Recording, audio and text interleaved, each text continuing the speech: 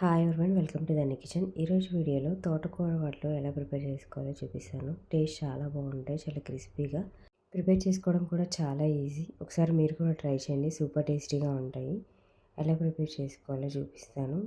First time మన channel visit చేసినట్లయితే తప్పకుండా సబ్స్క్రైబ్ చేసుకొని సపోర్ట్ చేయండి. ఈ వడల కోసం ముందుగా తోటకూరని తీసుకొని నీట్గా క్లీన్ చేసుకొని కట్ చేసుకొని పక్కన పెట్టుకోండి. ఇప్పుడు మినపప్పును కూడా నానబెట్టుకోవాలి. 1.5 కప్పు మినపప్పును తీసుకుంటున్నాను. ఇలా మినపప్పు వేసుకున్న తర్వాత ఇందులోకి వాటర్ అనేది పోసుకొని 3 అవర్స్ వరకు నానబెట్టుకోవాలి. ఇలా వాటర్ పోసేసుకున్న తర్వాత ఒకసారి అంతా కూడా ఇలా మిక్స్ చేసేసుకొని ఒక 3 అవర్స్ వరకు నానబెట్టుకోండి. ఇలా మిక్స్ చేసుకున్న తర్వాత పక్కన పెట్టేయండి, మూత పెట్టేసి.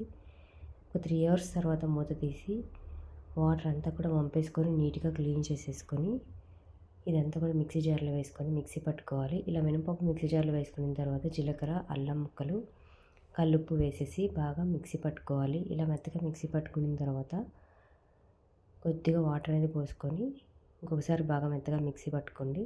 ఇదంతా కూడా ఒక గిన్నె తీసుకొని అందులోకి మొత్తం కూడా వేసేసుకోవాలి. ఇలా మొత్తం మిక్సీ పట్టుకున్న తర్వాత వేసేసుకోండి.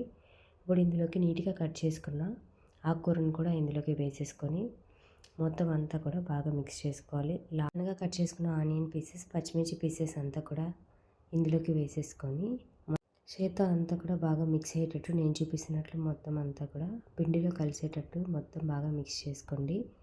మొత్తం అంతా కూడా మిక్స్ చేసుకున్న తర్వాత మూత పెట్టేసి పక్కన పెట్టుకోండి. ఇప్పుడు చట్నీ కోసం వేయించుకున్న వేరుశనగ పప్పు, పుట్నాల పప్పు, పచ్చిమిర్చి, కొబ్బరి ముక్కలు, ఉప్పు అంతా కూడా వేసుకొని కొద్ది వాటర్ అనేది పోసుకొని మెత్తగా మిక్సీ పట్టుకోవాలి.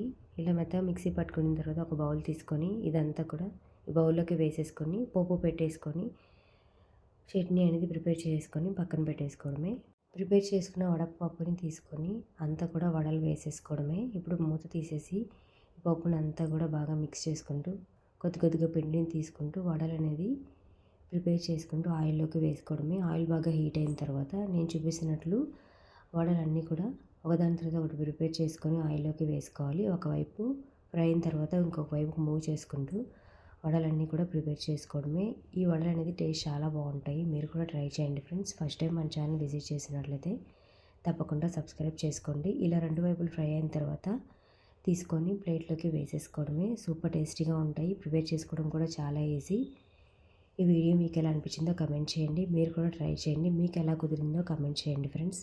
అసలు పిల్లలు ఆకుకూరలు తిన్నప్పుడు ఇలా వడలో ఇలా ఆకుకూర అనేది యాడ్ చేసి ప్రిపేర్ చేసి పెట్టారంటే చాలా ఇష్టంగా తింటారు. టేస్ట్ కూడా చాలా బాగుంటుంది. ఇలా ఈ ఆకుకూరలోకి ఇలా చట్నీ ప్రిపేర్ చేసుకొని తిన్నారంటే మళ్ళీ తింటారు, అంత రుచిగా ఉంటాయి.